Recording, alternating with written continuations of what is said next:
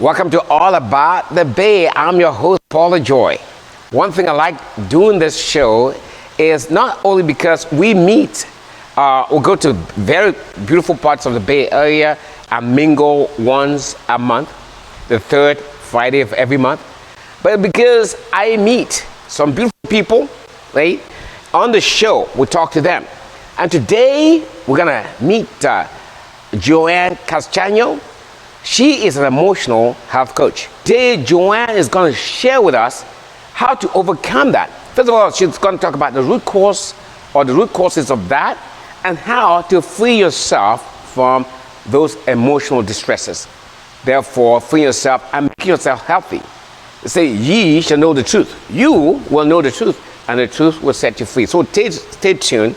By the way, All About the Bay is always brought to you by a beautiful company called the Money Market Inc. Someone who's willing or able and ready to buy, sell, or refinance. Maybe your friend, relative, or your colleague. The Money Market Inc., the Amazon for mortgage solutions.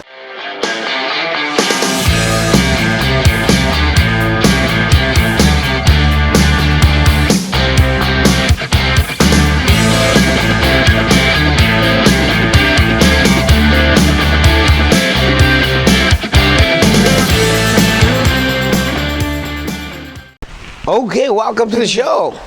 Thank you. Thank you so much, Paul. That's amazing. It's a pleasure to be here. Did you just go swimming today?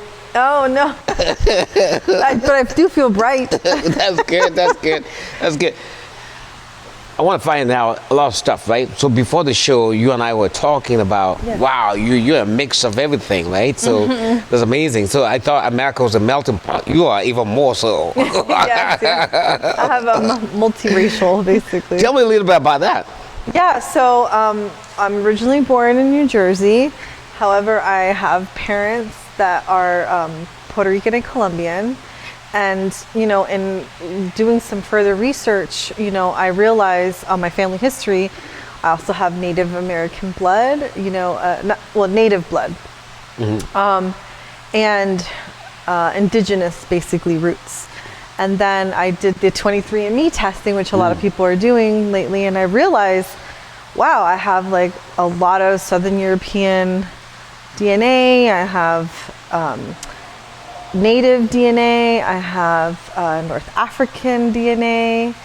It was just it was like the rainbow, you know, all the different continents kind of lit up. And I realized, you know, and I know a lot of people who are multiracial, and including my children, you know, they also have, their father is Caucasian, and he has his own history of English and Italian. So, you know, when it comes to that, I realized we all have different backgrounds and we all have different histories that not only we come from as far as what made us, but also how it affects us. You know, and what we can learn about that. Yeah. So you say you came from Jersey, New Jersey? Yes, sir. And you're now in beautiful Oakland. Yes. Tell me the difference. Why did you move here? Well, I came here, I always wanted to visit California, and I came here to visit a friend, and I fell in love with California. It was like love at first sight. I was like, wow, this is amazing. I had lived in, I had moved from New Jersey to Florida. And I was living in Florida for 6.5 years, and I felt like I wanted a change. And so I decided to come to visit here, and I fell in love with it, and I was able to get a job transfer, and I came in May of 2007, and then I was living here in August of 2007. 3 months later, I was living here. Oh, wow. Everything just worked out. Not only did you fall in love with the Bay Area, but you also fell in love with someone. Yes, I came to visit my best friend at the time. Okay. And I fell in love with my best friend. Okay. We've known each other since high school, and we had 2 kids, and we had a good 7.5 years. And then, you know, we both kind of grew in different directions, and that was really devastating. I really realized that I needed to leave someone that I was still in love with, but was just no longer aligned with. And that was probably one of the most difficult decisions, because it wasn't like I was single, you know, now I had 2 kids. We had 2 kids at that point, a 6-month-old and a 1.5-year-old. And I didn't have any family here. I was just getting back to work from maternity leave, so my finances weren't as strong as I would have liked it, you know, and I had just turned my lease in because I was going to purchase a car, so I didn't even have a car at the time. Wow. So there was a lot of things that were not the best positioning for me to step away, but I got to a point emotionally and mentally that I realized this environment is making me quite Everything ill. is emotion, right? So Yeah. you left where you were born in New Jersey. Right. You came here with emotions. Say, oh my goodness, I fall in love with this place. It's beautiful. And then this guy, handsome guy, you fall in love with him, and you guys have kids. Right. And now all of a sudden things are not working out. These are all emotions. Oh yeah, it's a lot of with life transitions. Right.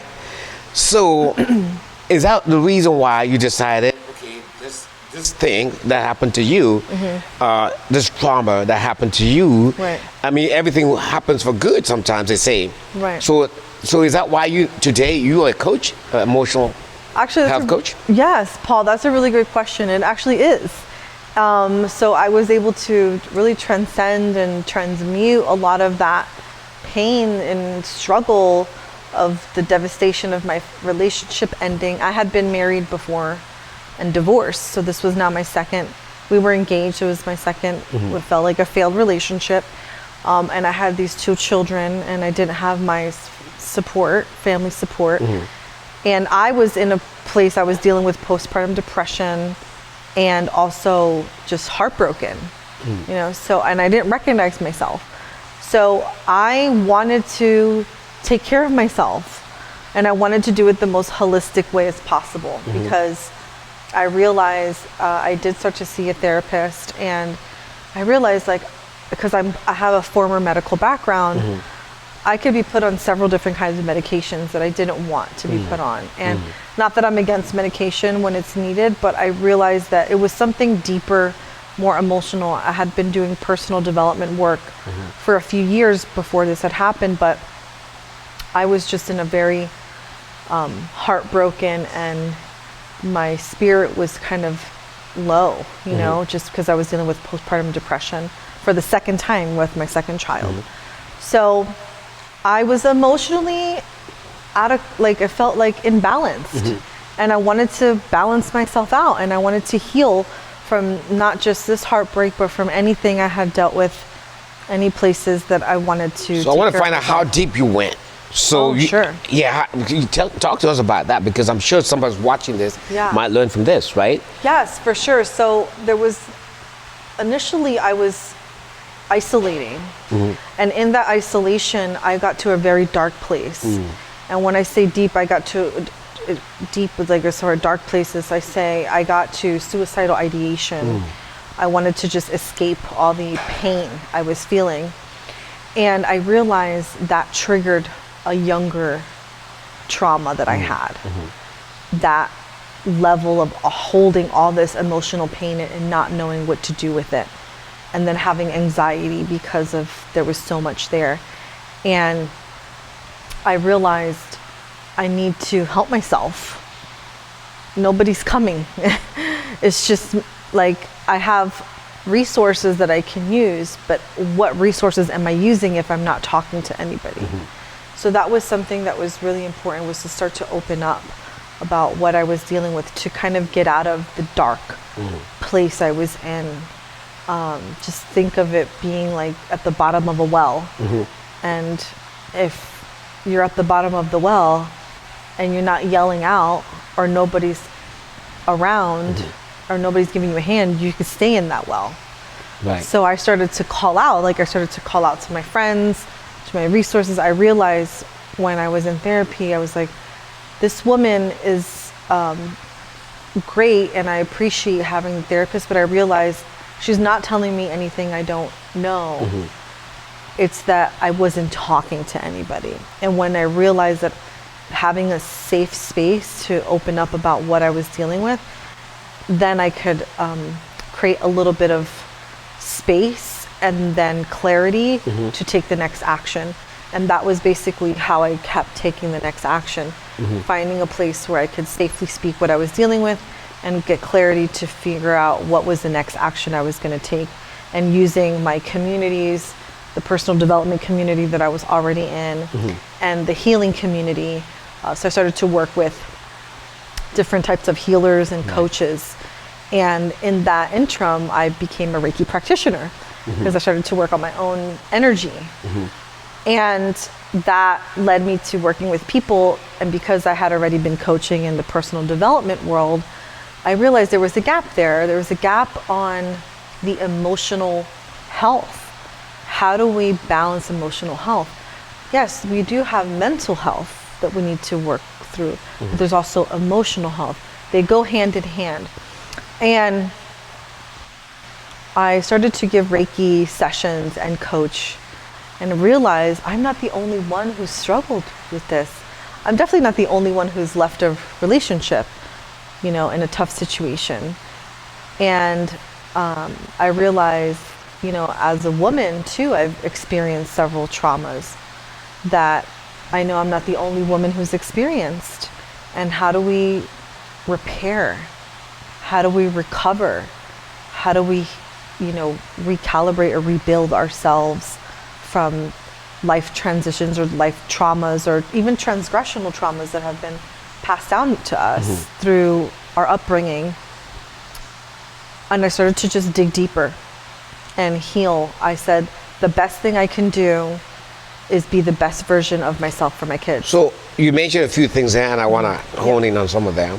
So one is basically, you did say how you got yourself out of that hole was talking to people. Correct. Not just talking to a professional. Right. But actually realizing that beyond that professional, you have other people that you could actually count on. Correct. So what would you say that a lot of people, the suicide rate in America is high, right? Even though people, it's an advanced country and stuff like that, you have resources, you have professionals and stuff like that. Yeah. So would you say that that is a key, that was a key to your success? Yes. You know, in healing yourself by going beyond the professional milieu and just hanging on people who have actually been through that themselves? Yes, and so a lot of healers and coaches, body workers, different things like that, a lot of people in these professions really have been through their own challenges that led them to that profession. So I realized also in my journey that what was my deepest pain became part of my most passionate purpose. And there's other coaches and healers and professionals that can attest to that. They wanted to make better what they didn't get to have. So as a child, I didn't have parents that were emotionally available for me. And so I internalized a lot, and I also imposed beliefs because of that internalization. Limiting beliefs like, you know, I wasn't loved or I felt unwanted, these kinds of things. And the rejection of what was happening in my relationship really triggered a lot of those core wounds.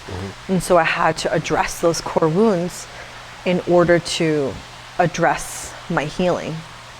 And that was part of like what also I learned from working with coaches and healers, is that they get to that place because they dealt with their own struggles. You did also mention, transgressional traumas. Yes. Right? And in some milieux, I also hear about generational sin.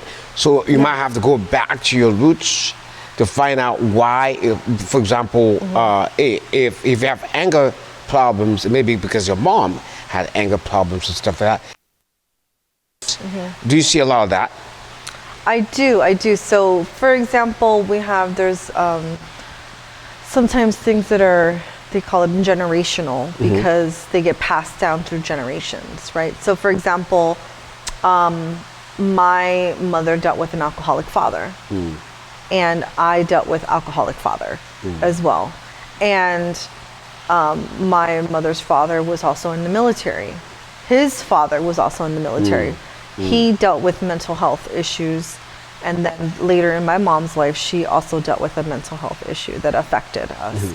And the alcohol and the different issues in my family as far as drug abuse or alcohol abuse, living in an environment, environment is also quite impactful.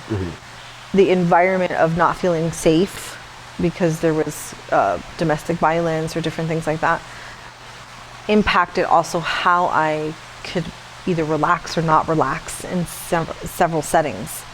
And it also would trigger things.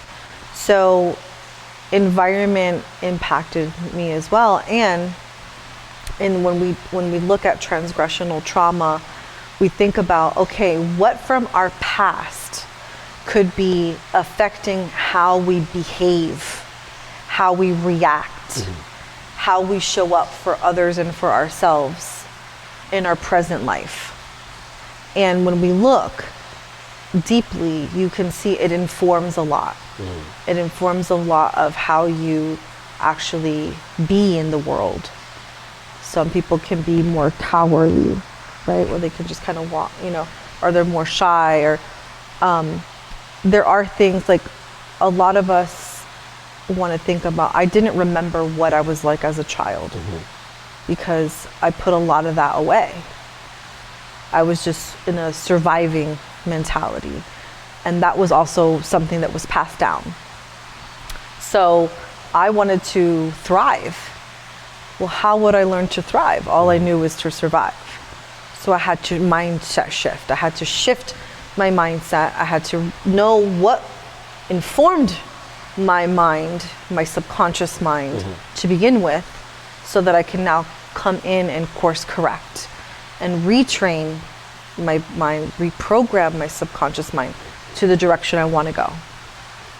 So, if you're born naturally, since somebody was born naturally being an angry person, and so that DNA is transferred to their kids. And you know that, okay, yeah, I used to be an angry person or an alcoholic. So basically that is already in your genes. And your kids, just like diseases, right? Your kids will be born with that same thing. How do you help the kids not to inherit that fault or that bad DNA? Well, we can't avoid that because their DNA is their DNA, right? But what we can do is we can prepare them for life in the best way that we can. So one, being the best versions of ourselves, doing our own work. Secondly, teaching them about mental resilience, having them understand their emotions and how to advocate for themselves. Also, really provide presence. Sometimes we had parents, and even today, parents are working a lot. They're not able to be as present as they'd like to be with their children, and that impacts too. So the best way you could do is really understand your child and what the needs are for that child. And that a lot of times they know, they could tell you. And then you can resource them. So the other part of my work in coaching is how do you resource yourself? There's resources like, I can call the mechanic, right? There's sometimes resources that you need. I need a team. I needed a team of people. One person wasn't going to do it. And sometimes, even for a business, you need a team for it to grow. And so even with children, you need a team. And it doesn't have to be all blood-related team, right? We partner with our teachers. We partner with their coaches if they're doing sports. You partner with them and learn about your child in different environments and how it's informing their own beliefs about themselves. The thing we want to do is train them, I would say train because it is a training, to really trust themselves and how to do that, and also understanding that people have different beliefs and they have their own, and that's okay too. I think there's external beliefs and then there's one's belief about oneself and one's capability. I'm also curious, I want to go back to when you went through that period. Sure. Okay. How long did it take you to get out of it? To get out of the relationship or to... No, you're in a hole. in a dark tunnel. Right. So, but you saw Yeah. light at the end of the tunnel. How long did that take to see that light? Well, I would say to get out, I would say probably took me a couple years. Really? Because I was going through, towards the end, there was a lot of damage as well. So I was recovering from that. So I was in recovery for a while. And so think about it, when you're in a toxic situation, you have to get out and then you have to stabilize yourself somewhere. So then you can begin to unfold all the healing and then get to a recovery place. So I would say about 2 to 3 years. I'm also curious, who do you see most? Men or women or both? I mean, who do you see? Yeah, more? I typically see women more. Yes. Yes, or women, people who identify as women. Right. But I have worked with men and gender expansive. And what's communities. most prevalent in your practice in terms of emotions? Is it the root cause of that? Is it divorce and stuff like that? What is it? Oh, what's most prevalent is people feeling stuck and limited. Stuck in the middle? Stuck in a particular Relationship? just not really relationship. I would say stuck in a particular same feeling. Like I'm constantly feeling this, and I feel stuck. Like I can't get out of that. I can't So what's that thing? overcome it. What's that thing that is stuck? I mean. Oh yeah. So yes. so like could be anxiety, overwhelm. Some people are dealing with depression. Sometimes they're just dealing with their limiting beliefs about themselves, and they're wanting to, because I work with entrepreneurs and coaches and leaders, they know enough that they know that there's a part of them that's holding them back and self-sabotaging. So that's another thing, self-sabotaging, and they want to move through it, but they can't see what's the thing that's holding them back. So and I help them see it. So you clearly. work primarily with entrepreneurs. You don't work Yes. with like families and stuff.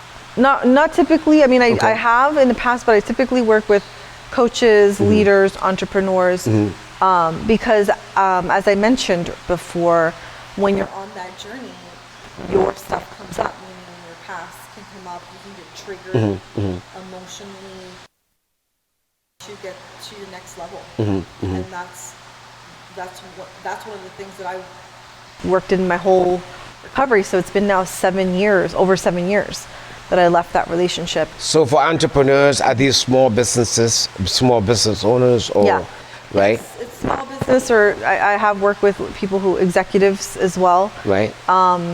And entrepreneurs either that are on their beginning stages of their entrepreneurial journey or mid-stage. Right. And I would say leaders, like community leaders, leaders in nonprofits that work a lot with the community, like marginalized communities that are a bit burned out, Right. From just the type of restorative justice that they're trying to do. Right.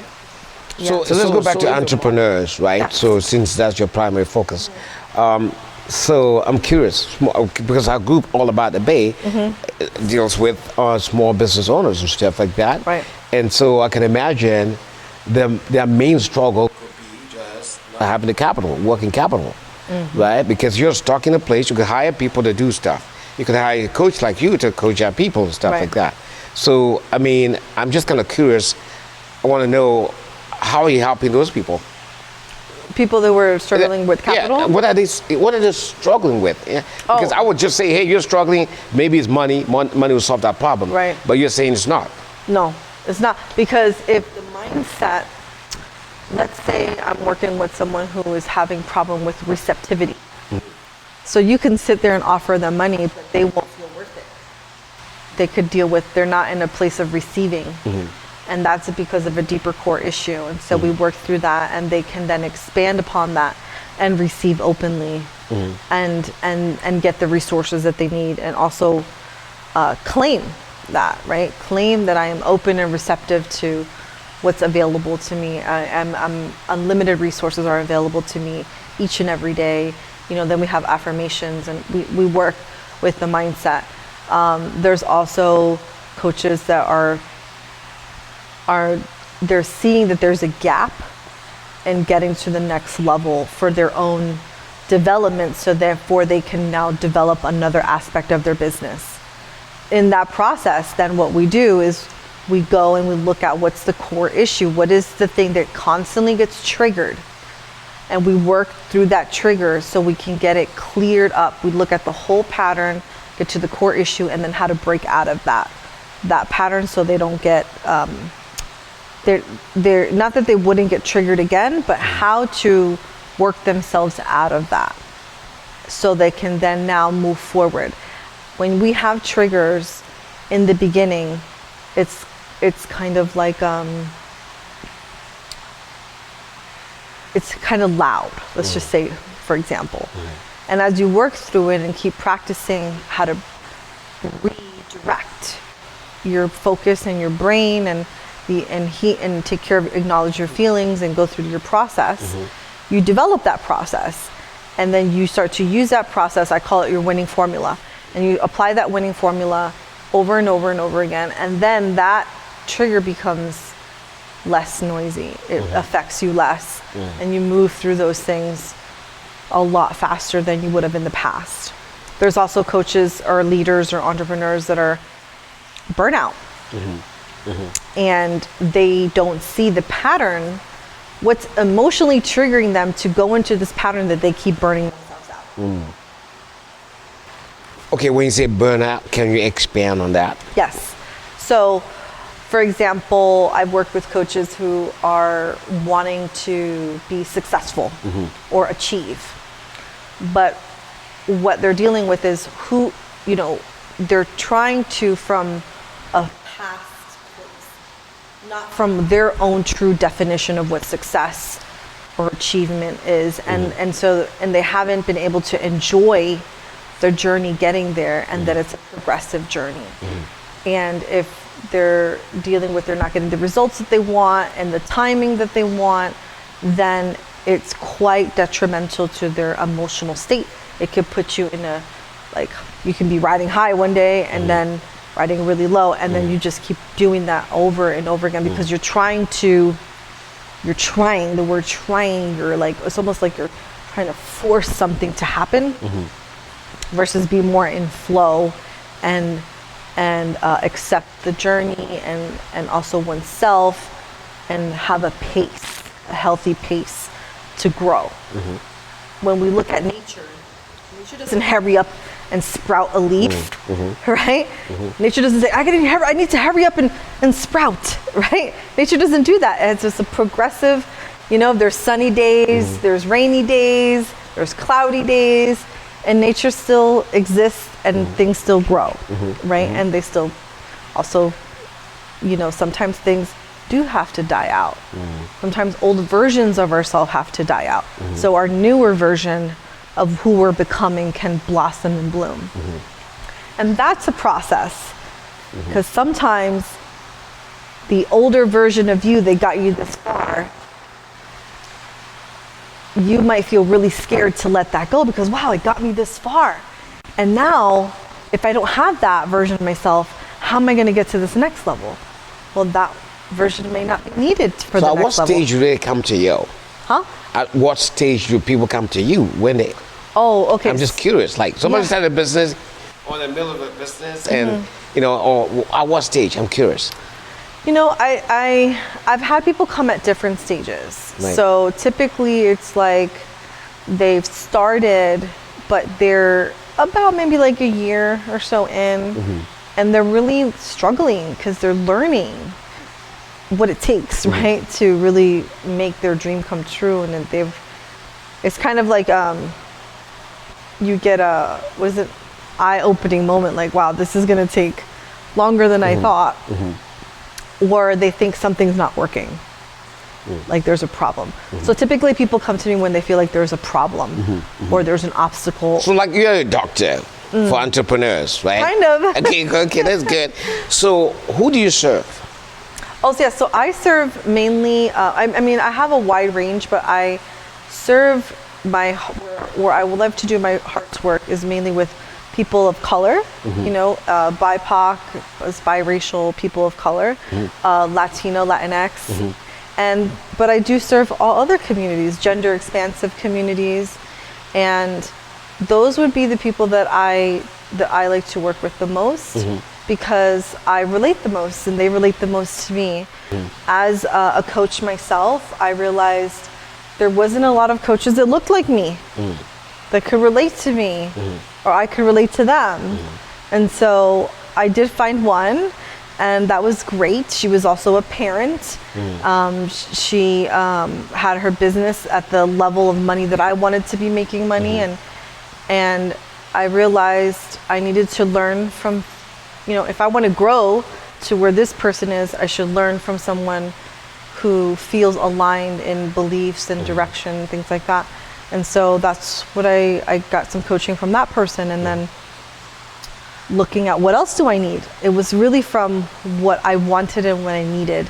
As I really got clear on what do I want, what do I need, or what would best serve me to grow, then I would pick the particular people or environments or communities that I could really benefit from.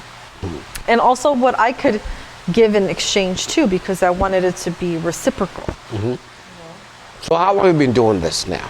Wow, so I've been coaching now since 2011, like 2011, 2012. And then I started in my own business probably the last 8 years, and then I started with a co-founder, my co-founder Wei Hao Lao, and then I started my own brand, and I started that about the last 4 years now, going to about 4 years. Oh, good. Okay. So how where do you serve? Is it just the Bay Area, beautiful Bay Area? Or Of course. Online? Yeah, definitely the Bay Area, but also other states. You know, because I can do remote sessions.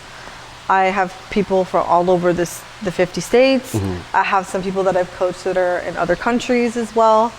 So I'm not really limited to a location, but I do obviously like to serve communities currently. Awesome. Okay, it was a pleasure. I learned a lot today from you. Thank you. And it was nice. And this is the first of many other interviews I'm going to have with you. Great. Thanks. I look forward to it. Thank you so much. Thanks, Paul. All right. Thank you, everyone. Thank you so much for watching this show with me today, and Joanne Castano, your emotional health coach. I learned a lot from it. I'm sure you did too. If that is the case with you, please do not forget to like, share, and comment below. By the way, this is brought to you by The Money Market, your Amazon for mortgage solutions. I'm your host, Paul Joy. See you next week.